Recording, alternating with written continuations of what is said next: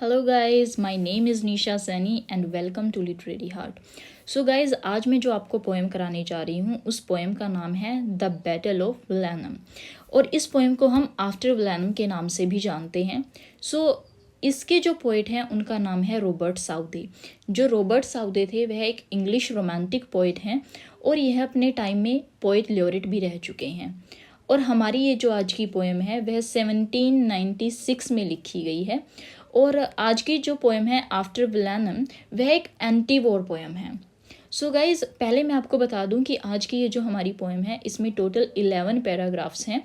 और आज की जो पोएम है इसको मैं 2 पार्ट्स में कवर कराऊंगी, 2 वीडियोस बनाऊंगी मैं इस पर अलग अलग। और जो हमारी पहली वीडियो होगी उसमें मैं इस पोएम के फर्स्ट 6 पैराग्राफ आपको एक्सप्लेन करूंगी। और जो हमारी सेकंड वीडियो इस पोएम के ऊपर आएगी उसमें जो नेक्स्ट 5 पैराग्राफ्स हैं वो मैं अगली वीडियो में कवर कराऊंगी। सो गाइज, अब मैं पोएम के बारे में थोड़ा आपको बता देती हूँ। यह जो पोएम है इसमें 3 मेन कैरेक्टर हैं। सबसे पहले एक ओल्ड पर्सन है जिनका नाम है कैप्सर। जो कैप्सर हैं वह इस पोएम में 2 ग्रैंड चिल्ड्रन हैं उनके, जिनका नाम, जो ग्रैंड डॉटर है उसका नाम है विल्हेमिन। और जो ग्रैंडसन का नाम है पीटरकिन। सो विल्हेमिन और पीटरकिन के जो दादाजी हैं वो कौन है? कैप्सर।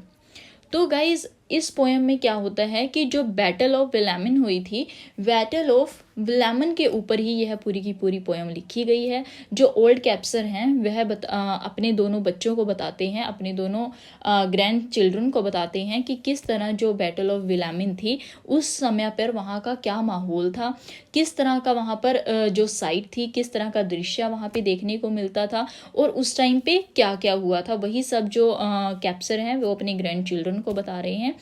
और जो विलामिन और पीटरकिन हैं वो अपने दादाजी से क्वेश्चंस पूछते हैं, डिफरेंट क्वेश्चन पूछते हैं, जैसे कि वो लड़ाई क्यों हुई थी, उसके पीछे कारण क्या था, किन लोगों के बीच में वो लड़ाई हुई थी।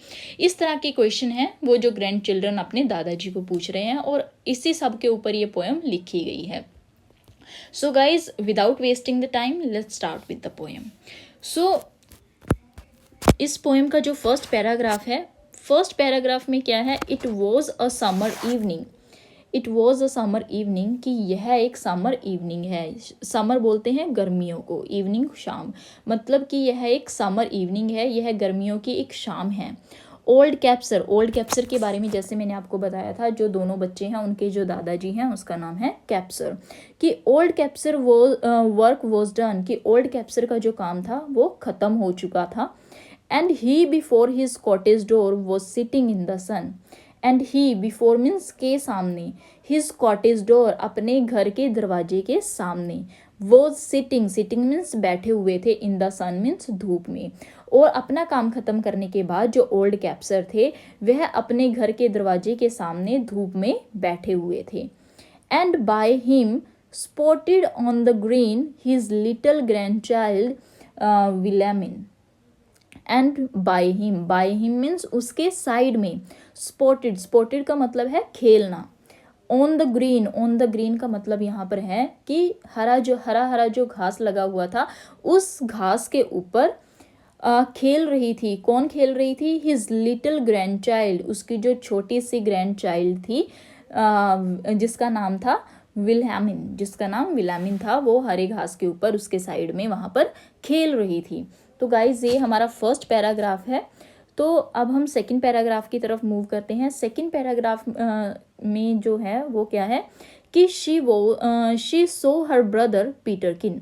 शी यहाँ पर किसके लिए यूज़ किया गया है? शी यूज़ किया गया है विल्हेमिन के लिए, ग्रैंड डॉटर के लिए। कि शी सो मीन्स देखती है, हर ब्रदर मीन्स अपने भाई को। मतलब क्या है कि जो पीटरकिन किसका भाई है? विल्हेमिन का भाई है पीटरकिन। तो वो अपने भाई को देखती है। रोल समथिंग लार्ज, जो कि रोल कर रहा था। समथिंग मीन्स कुछ, लार्ज मीन्स बड़ा, एंड राउंड मीन्स गोल। मतलब क्या है कि वो अपने भाई पीटरकिन को देखती है जो कुछ बड़े आकार का, और जो कुछ जिसका आकार गोल है, वो कुछ ऐसी चीज़ को रोल करते हुए लेकर आ रहा था। Which he beside the rivulet in playing there had found, which means जो, ही मीन्स वह, बिसाइड मीन्स बगल में, द रिवुलेट, रिवुलेट किसको बोलते हैं, छोटा झरना होता है उसको बोलते हैं rivulet. In playing, playing means खेलते समय, देयर मीन्स वहाँ पर, हैड फाउंड, फाउंड मीन्स कुछ मिलना या उसे मिला था, मतलब कि वो जो चीज़ को वो रोल करके आ रहा था वो उसे कहाँ पर मिली थी, जब वह एक छोटे से झरने के किनारे पर खेल रहा था, खेलते टाइम उसको वो चीज़ मिली थी। तो आगे क्या है, ही केम टू आस्क, वह आया था, आस्क मीन्स पूछने के लिए, वह ये पूछने के लिए आया था कि वट ही हैड फाउंड, कि वो जो चीज़ उसे मिली थी वो क्या थी या फिर उसे ये क्या मिला था।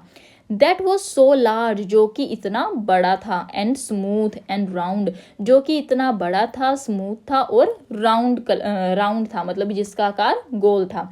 उसके माइंड में एक क्वेश्चन था, पीटरकिन को खेलते समय एक रिवलेट के पास से एक चीज़ मिली थी, बट उसे पता नहीं था कि उसे क्या चीज़ मिली है, तो इसीलिए वह अपने ग्रैंड पेरेंट से या फिर ग्रैंड फादर से पूछने के लिए आते हैं कि वो जो चीज़ उसे मिली है वो क्या है।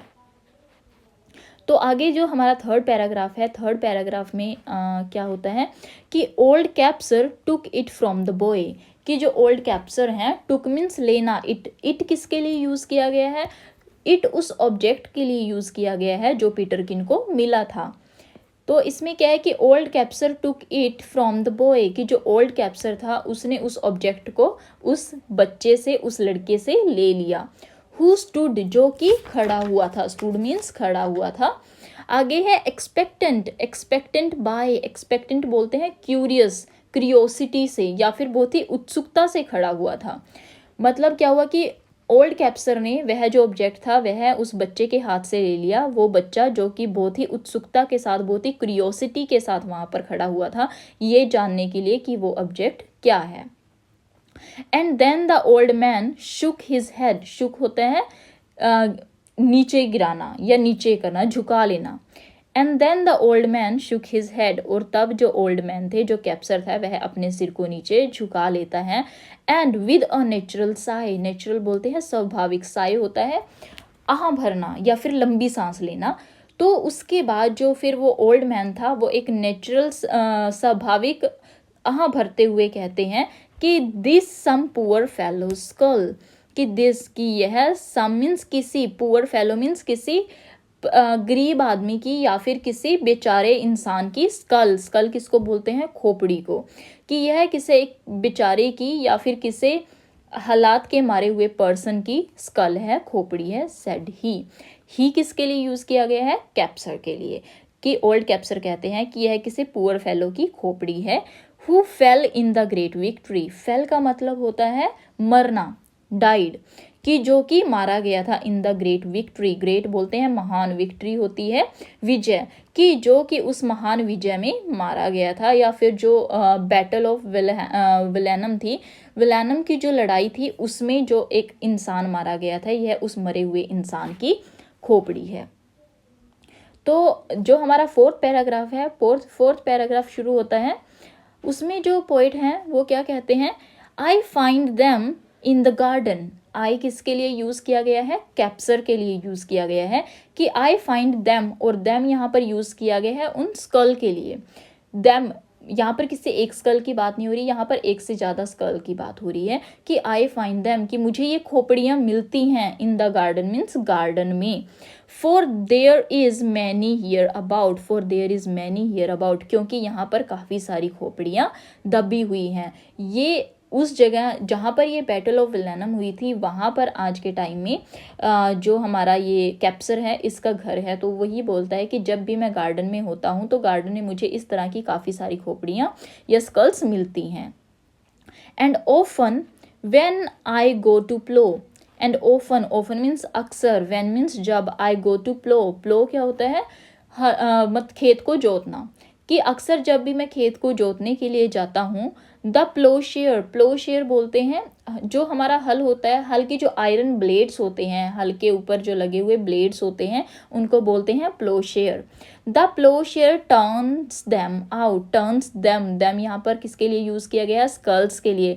टर्न्स आउट का मतलब होता है बाहर निकालना, कि जब भी मैं खेत को जोतने के लिए जाता हूँ तो या फिर मैं अपने गार्डन को प्लो करता हूँ, गार्डन को जोतता हूँ, तो उस टाइम पे जो ये खोपड़ियाँ हैं वो प्लो शेयर से, वो जो हल के जो ब्लेड होते हैं उनकी मदद से वो ज़मीन से बाहर आ जाती हैं। For many thousand man said he, वह क्या कहते हैं कि फॉर मैनी थाउजेंड मैन, की काफ़ी हज़ार जो इंसान थे, जो लोग थे, were slain in that great victory. Slain का मतलब होता है मारा जाना या फिर किल्ड, कि वो मारे गए थे इन दैट ग्रेट विक्ट्री, उस महान विजय में, कि काफ़ी थाउजेंड लोग थे जो उस महान विजय में मारे गए थे। तो हमारा जो 5th पैराग्राफ है उसमें बताया गया है कि now tell us what it was all about, young Peterkin, he cries। अब जो यंग पीटरकिन हैं, जो ग्रैंडसन है, वो कैप्सर से क्वेश्चन पूछते हैं कि नाउ टेल अस, कि अब हमें बताओ, it was all about, what it was all about, कि यह जो लड़ाई थी वह किस लिए हुई थी, या फिर ये जो लड़ाई हुई थी यह किस बारे में थी, या इसके पीछे कारण क्या था। जो पीटरकिन है वो कैप्सर से अपने दादाजी से क्वेश्चन पूछते हैं। And little Wilhelmine look up with wonder waiting eyes. And little Wilhelmine, जो लिटिल विलामिन, विलामिन कौन थी, जो ग्रैंड डॉटर थी उसके, और जो छोटी विलामिन थी, लुक्स अप मीन्स ऊपर देखती है, with wonder waiting eyes. Wonder waiting eyes का मतलब होता है उत्सुकता भरी आंखों से, और जो ग्रैंड डॉटर है वो बड़ी उत्सुकता भरी आंखों से ऊपर देखती है अपने दादाजी की तरफ, और वो क्या कहती है, now tell us all about the war, कि अब हमें वॉर के बारे में, वो जो युद्ध हुआ था उस युद्ध के बारे में सब कुछ बताओ, कि उस टाइम पे क्या क्या हुआ था और क्या उस टाइम की सिचुएशन थी। And what they fought each other for, and what they fought, और वो क्यों लड़े थे, ईच अदर मीन्स एक दूसरे से, फॉर मीन्स लिए, मतलब कि, और वो एक दूसरे से किस चीज़ के लिए लड़े थे ये भी हमें बताओ। सो गाइज हमारा जो नेक्स्ट पैराग्राफ है 6th पैराग्राफ, उसमें क्या है, उसमें दादाजी कहते हैं कि it was the English, Kaspar cried. It was the English, English means अंग्रेज जो लोग थे, ब्रिटिश पीपल थे, उनके लिए यहाँ पर इंग्लिश वर्ड यूज़ किया गया है कि इट वॉज द इंग्लिश, कि यह लोग, यह अंग्रेज थे। कैप्सर क्राइड, कैप्सर चिल्लाता है। Who put the French to rout, who put the French to rout, rout का मतलब होता है हराना, डिफीट करना, मतलब कि ये अंग्रेज थे जिन्होंने जो फ्रेंच थे उनको हरा दिया था या उनको डिफीट का सामना कराया था। But what they fought each other for, but वो एक दूसरे से किस चीज़ के लिए लड़े थे, but what they fought, but वो लड़े थे, ईच अदर मीन्स एक दूसरे से, फॉर मीन्स लिए, मतलब क्या हुआ पूरी लाइन का, बट वो एक दूसरे से किस चीज़ के लिए लड़े थे। I could not well make out, make out का मतलब है अंडरस्टैंड, कि आई कुड नॉट वेल, कि मैं भी अच्छी तरह से समझ नहीं पाया कि वो एक दूसरे से क्यों लड़े थे। But everybody said, everybody means हर कोई, सेड मीन्स कहता है, बट पर वो कहता है कि पर हर कोई यही कहता है, कॉथ ही, कॉथ का मतलब होता है सेड या फिर कहना। ही किसके लिए यूज़ किया गया है, कैप्सर के लिए यूज़ किया गया है। तो यहाँ पर क्या है कि ही सेड ही, कि कैप्सर कहते हैं कि हर कोई यही कहता है, that it was a famous victory, that means कि it was a famous victory, famous means बहुत ही प्रसिद्ध, विक्ट्री मीन्स विजय, कि यहाँ पर जो कि यह एक महान विजय थी। मतलब इस पूरे पैराग्राफ में जो कैप्सर है वो क्या चिल्लाता है कि मुझे ये तो नहीं पता कि वो लड़ाई किस चीज़ के लिए हुई थी और उसके पीछे कारण क्या था, बट हाँ हर कोई यही कहता है कि यह जो विक्ट्री थी यह एक बहुत ही प्रसिद्ध विजय थी, बहुत ही महान विक्ट्री थी। सो गाइज आज की वीडियो में मैं आपको इतना ही कराऊंगी, बाकी की जो बची हुई पोएम है वो मैं आपको नेक्स्ट वीडियो में cover कराऊंगी। I hope you understand the poem well, and if you have any doubt you can ask me in the comment section below, and please don't forget to like, share and subscribe. Thank you so much for watching the video guys. Thank you.